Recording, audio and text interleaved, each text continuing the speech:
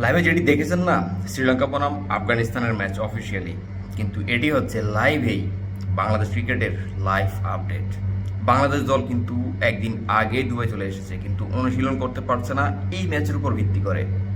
বাংলাদেশের দর্শকরা দুদিন আগে থেকেই সোশ্যাল মিডিয়া কাঁপাচ্ছে শ্রীলঙ্কাকে সাপোর্ট করে। তিনজন সমর্থক তো মাঠেই চলে গিয়েছে, বাংলাদেশের পতাকা উড়িয়েছে শ্রীলঙ্কাকে সমর্থন করে। ম্যাচ শেষ হওয়ার 2 ওভার আগে থেকেই বাংলাদেশ নামটি কমেন্ট্রি বক্সে উচ্চারিত হচ্ছে, আতার আলী খানের নামটাও কিন্তু উচ্চারিত হচ্ছে কমেন্ট্রি বক্সে। এটি হচ্ছে বাংলাদেশ ক্রিকেটের লাইভ আপডেট, লাইভেই।